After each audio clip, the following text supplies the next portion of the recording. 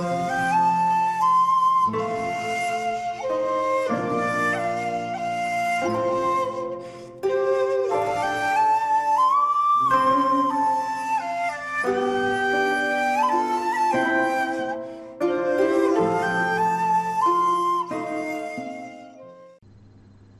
there, this is Claude Chabrol from Claude Chabrol Films, and welcome to part 29, or the final part of my Claude Chabrol season.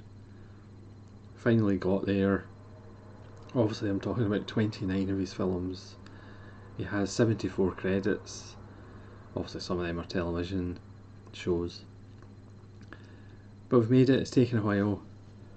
So the last film I'm going to talk about is The Girl Cut in Two, from 2007,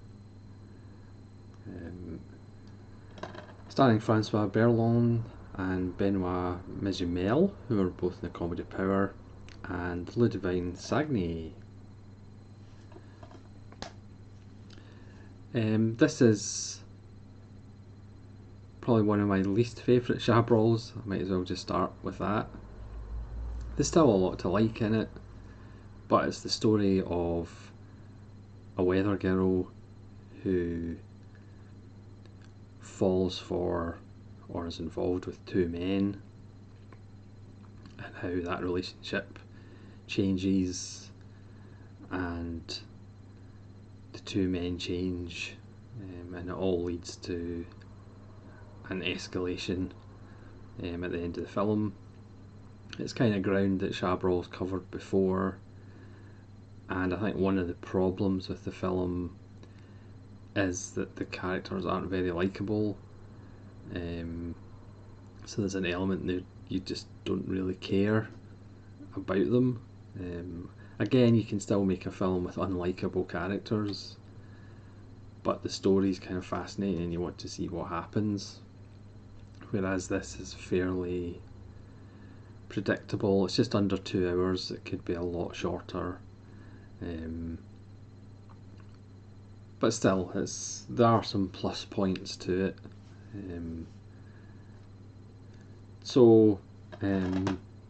Sagnier stars as a weather girl called Gabrielle Snow, RDR, and she is kind of pretty much all the men who work in a television station all want a piece of her, basically.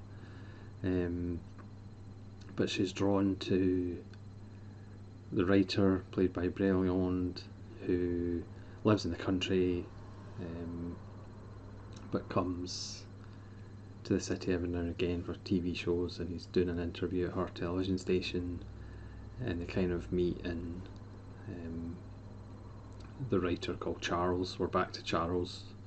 People who have watched the early Chabrol or no Chabrol films, you know, he started off a lot of his films at the start of his career. If there's a man and a woman, it would be Helene and Charles. Then for a while, Helene and Charles just disappeared from his films. But Charles is back, played by Berland. And despite the age difference, there's obviously something between them. And then we have Maggie Mel's character, Paul, who comes from a rich family. His father was a famous chemist, and he's pretty much just living off the money. His father died 10 years ago, so he's pretty much the idle rich. He's used to getting what he wants, and he becomes infatuated with Gabrielle, and it's the kind of power struggle between the three of them. Now the author is married to a beautiful wife. His publisher and friend is Matilda May, if you remember her from Toby Hooper's crazy space vampire film Life Force. She still looks like Matilda May. So he's like surrounded by these beautiful women, and obviously goes after Gabrielle, who's at least 20 odd years younger than him. But obviously she's infatuated with him and falls in love with him, and again falls for that trap of, oh, he'll leave his wife because he loves me. which I've just never understood that really. You kind of know what you're getting in for, but again, people seem to think they're special, and obviously they'll get left for other people. As you can see, I don't really buy into the whole premise of the film, but it's more of a satire about the rich. It's also about how, it's kind of based on anecdotes from New York 100 years ago, as far as scandals. And in those days, if you were a woman and you were involved with a scandal, you could never survive it. Whereas, obviously nowadays, if you're involved in a scandal and you're a woman, you can still survive. You can get out of it. People don't hold grudges as much. So it's more about that. It's a bit of satire about the old rich and the kind of new rich, or the cultural rich, about celebrity. But again, the author is pretty much a scumbag. He's obviously married, but he's had obviously multiple affairs. Because at one point Gabrielle asks him, when they're in his love nest flat, you've obviously done this before. And he's like, oh, but you could be the last one. The fact on her birthday he takes her to his club, which Mathilda May's character also goes to, where lots of older guys pretty much take women to have sex with in front of their friends. The script is quite sleazy, but again, Chabrol shoots it in a classy way, so we see them going up the stairs to the club, but of course we never actually see what goes on. It's only what comes out later, after certain events have happened, that we kind of get an idea of what actually goes on in that club. But that's the writer's idea of giving Gabrielle a birthday present. But of course, because Gabrielle is so infatuated with him and so in love with him, she doesn't see that as debasement or humiliating. Whereas, obviously, when the truth comes out later on, her mother and other people can kind of see for what it is. So the writer's not particularly a likeable character. Paul, who there's some family trauma backstory that comes out later. He's kind of a blonde fop who's always biting his fingernails. He is kind of childlike. Excuse me. He is kind of childlike. He's just used to getting his own way. Early on, he pretty much tries to take Gabrielle by force, just because he's so used to getting what he wants, and obviously just later apologises with flowers, and of course Gabrielle forgives him. At one point, both of the men in her life pretty much act badly, but she takes them back just with a bunch of flowers, which again, I've never understood why women do that. So it's kind of a troubling film in the sense it is just about arseholes who still get attention and love. Granted, again, it's a Chabrol film where the woman is definitely, or the women in the film are the more interesting characters. They are the stronger characters. Yes, Gabrielle goes through a lot. A lot of it is her own fault, to be honest. But with the help of her mother and Mathilda May's character at the end, and her uncle who's a magician, she gets through it and she survives it. Whereas perhaps in the past, like I said earlier, she might not be able to survive kind of what she goes through.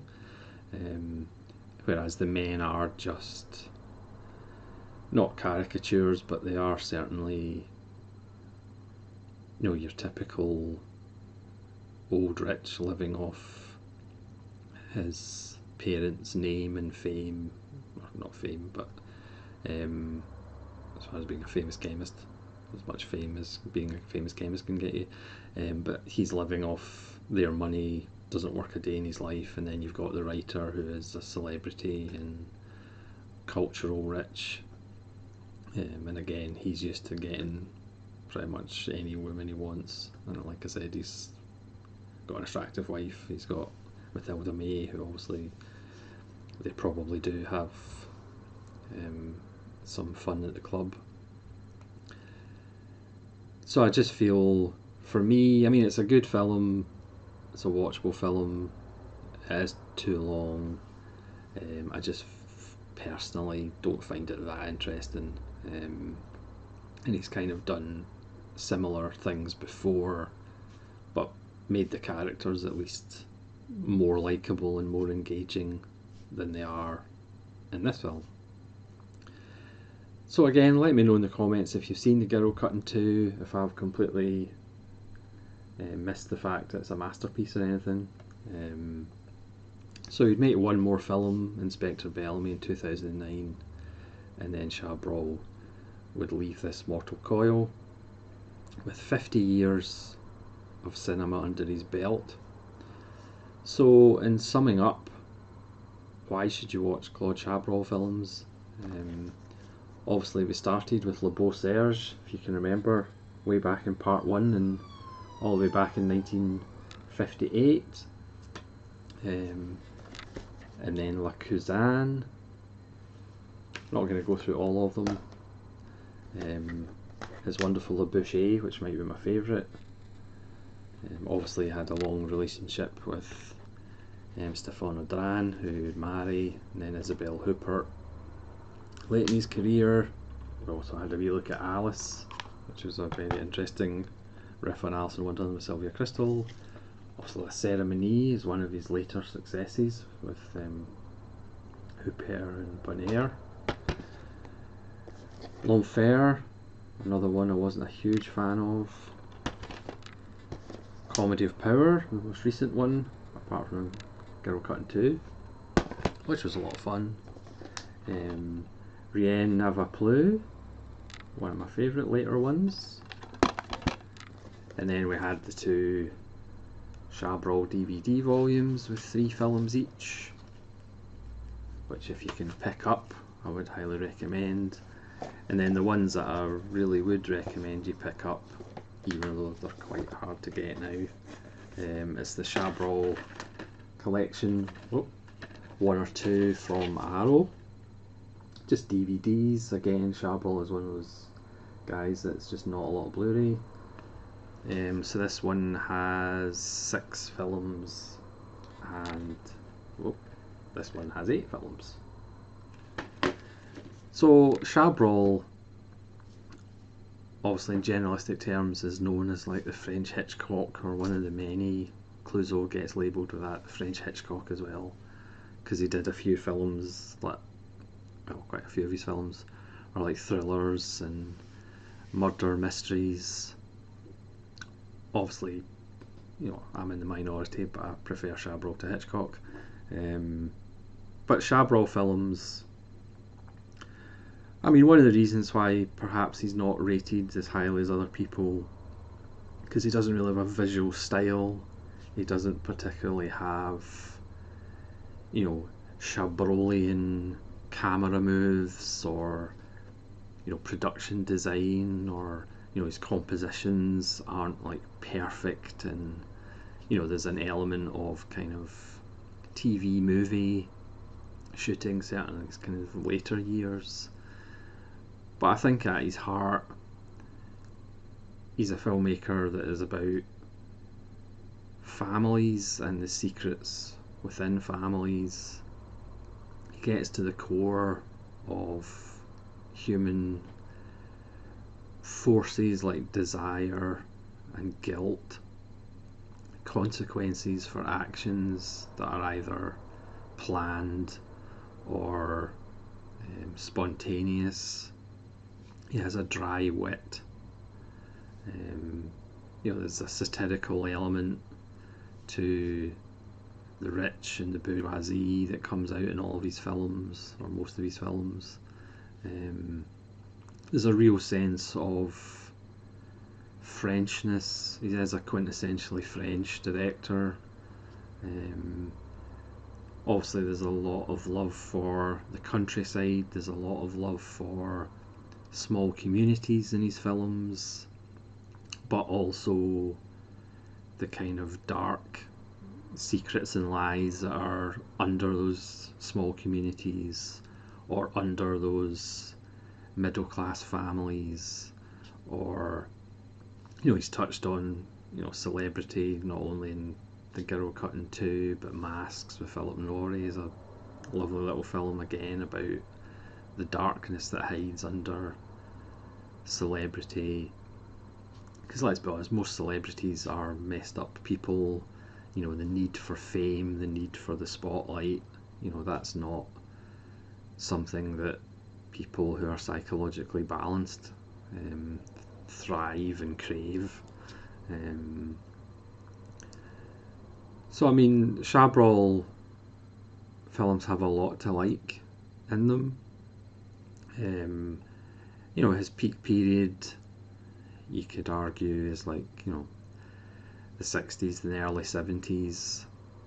But then his later work, like La Cérémonie and Rien ne va plus, there's a lot of pleasure to be had from his later work. Masks is a lovely little film.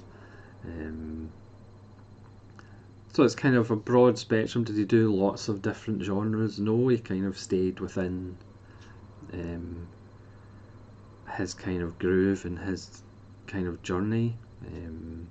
He's one of the greatest directors of women and female characters, and given women really good roles.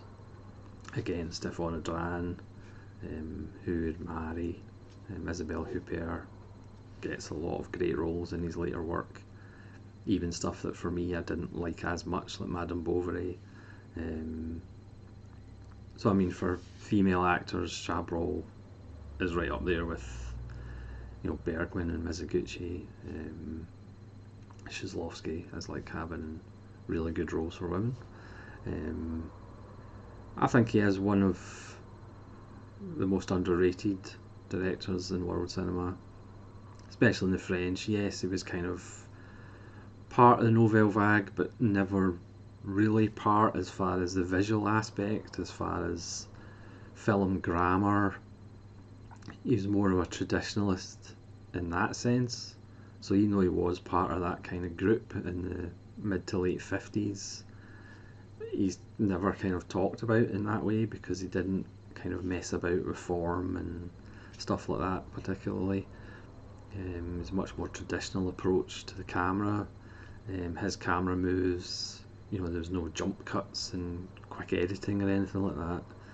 It's more of a stately camera with Chabrol. Again, he would much prefer to have a kind of stalking, voyeuristic camera, a camera that would gently go in and close-ups rather than kind of anything abrupt. But I hope you've enjoyed this series, and I hope it's made you think. I might try and catch some Chabrol if you can find them. Again, hopefully in the fullness of time you'll get a bit more exposure as far as Blu-ray releases, or even more box sets like these Arrow DVD ones, which are really worth picking up again if you can find them. No doubt they're out of print by now. Where he would rank in my all-time directors, I'm not exactly sure. Certainly not in the top 10, perhaps not even in the top 20, but that still doesn't diminish his career or whatever. I'm hoping to redo my director list at some point and use a more mathematical formula, because it's obviously a bit of a head scratcher trying to rank directors. But if I use maths, hopefully that'll bring up some surprises, but that's down the road. So again, thanks very much for watching. I appreciate it. I know it's taken me some time to get through the 29 films that I have of Chabrol. Again, hopefully in the upcoming months and years I'll find more of his films, and if they're certainly of interest I'll be doing random reviews of them anyway. So I'll leave you with Claude Chabrol an underrated director that I certainly feel is worth checking out his films, and I'll be making an announcement on the next director series very soon. But again, it's probably not going to be somebody who's got 74 credits. I think I've learned my lesson, even though I didn't even get close to doing his 74 credits. But 29 videos in a director series is probably a bit much. I'm not that clever, but eventually I learn my lesson. Eventually, maybe. So thanks very much for watching. Again, let me know in the comments what you think of Chabrol, what you think of The Girl Cutting 2, and hopefully you'll join me for the next director series, which I'll be announcing very soon. So thanks very much for watching. This is Solitary Ronin from Solitary Ronin Films, saying goodbye.